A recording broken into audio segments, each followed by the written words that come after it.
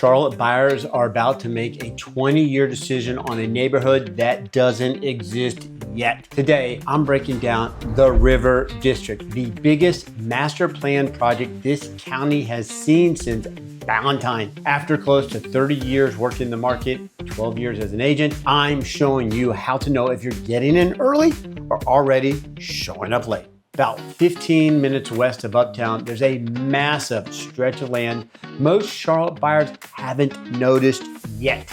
This land sits between Catawba River and Charlotte Douglas International Airport. And now it's turning into the biggest master plan development this county has seen since Valentine, which broke ground in the early 1990s. That's how Axios framed it, and it's an important comparison. While everyone's been staring at South End cranes, the River District has been laying out an entirely daily life center on the opposite side of town. For buyers, the question is bigger than whether this looks nice. Are you early, or is the secret already out? Keep this in the back of your mind, because when we get to the pricing later, your answer to this changes everything. To figure that out, you first have to understand how big this thing really is. Quick note before we keep going, if you're watching this from out of state and trying to figure out whether West Charlotte is the right landing spot for you to move, I'd love to help you out. My contact information is in the description. All right, back to it. The official River District plan calls for up to around 2,300 single-family homes alongside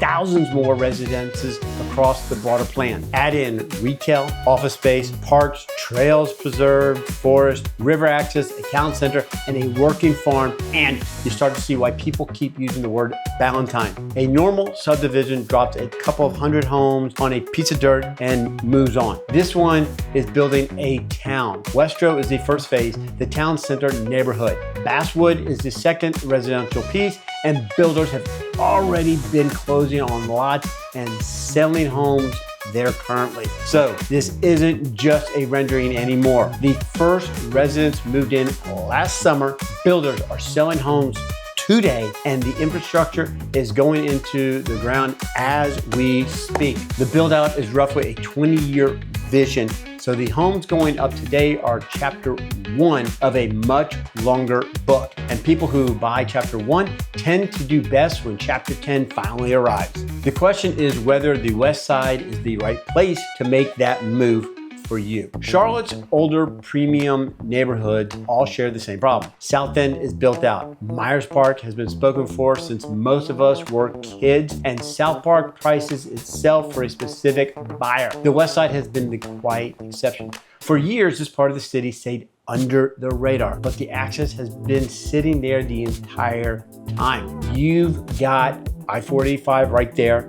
The new West Boulevard extension now open as a 4-lane gateway with bike and pedestrian infrastructure. Charlotte Douglas handling around 53.6 million passengers last year, and the Catawba River right next door.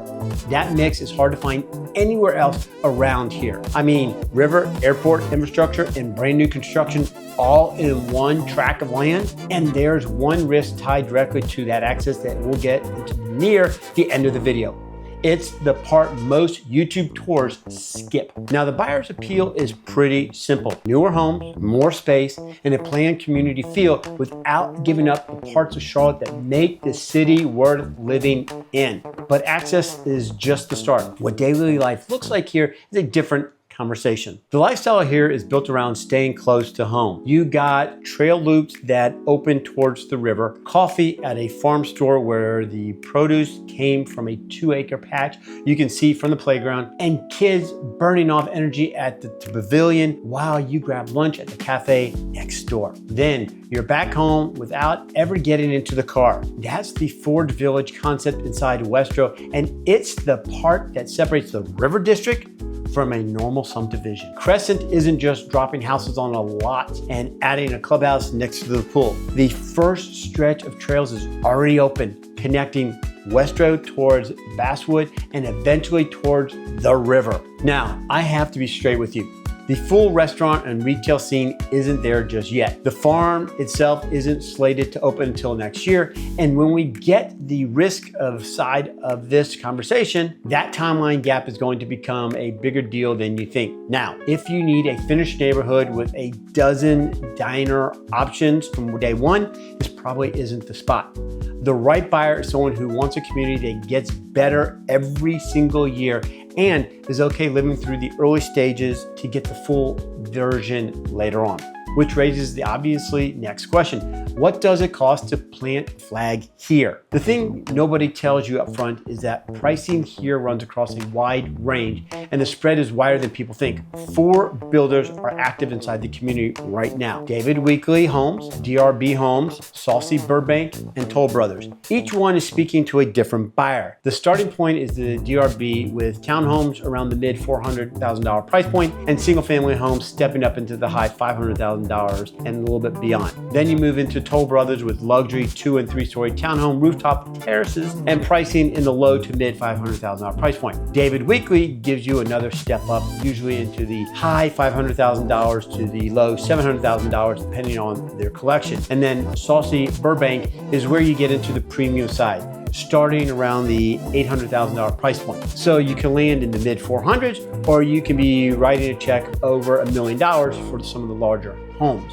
And here's what I tell every new construction buyer. The starting price is never the real price. Lot premium, design center upgrades, HOA due, builder lender terms, delivery times, included features, all this changes the real number. The buyer who does the right is the one who walks in already knowing what their all-in number is going to be. And once you have that number, the next move is comparing it to what the rest of the area is truly charging. Most people assume new construction means paving way more than the broader market. Here's the numbers that tell a different story. Charlotte just hit roughly 965,000 people as of the latest census estimate. That's an addition of around 20,000 residents in a single year, the largest one-year gain of any city in the country. Redfin has said that Charlotte median home price is starting around the $400,000 in the spring.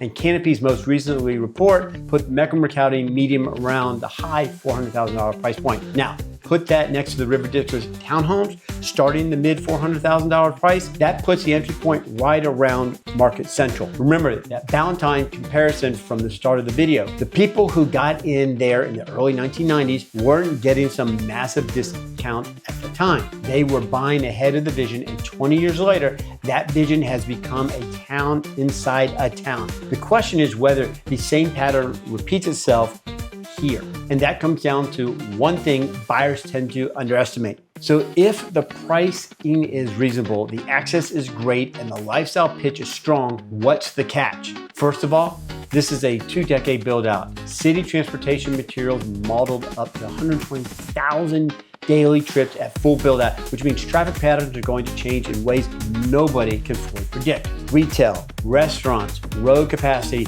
all of it's being delivered in pieces. Axios reported early this year that most of the River District was still under development and that larger commercial uses are still being worked ahead. So who does this work for? This works best for buyers who are look at the current vision and kind of see where they're going. You're getting new construction, outdoor space, trails, and that planned community feel. But you're also signing up for some construction trucks, changing roads, and a neighborhood that's still filling in all around you. And who should probably wait? Someone who needs the finished version right now. Mature trees, proven resale comps, and a dozen of diner options within 5 minutes. If that's you, give it about 5 to 10 years and reevaluate where it's at. Right now, you're paying for what exists today. What Crescent, the city, the builders, and the broader market still have to deliver. If they pull it off, the people who got in early look like geniuses. If the timeline slips, they sit through a longer stretch of construction.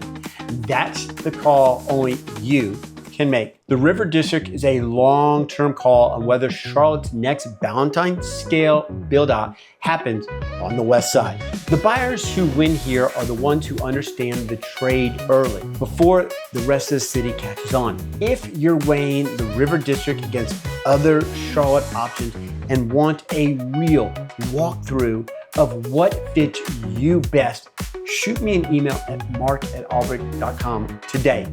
I'll put together a custom game plan for you. The River District is one piece of what's reshaping West Charlotte. The video I linked walks through what new in Charlotte for summer 2026, and it gives you the bigger picture if you're seriously considering a move here. Until next time, I hope to see you around town.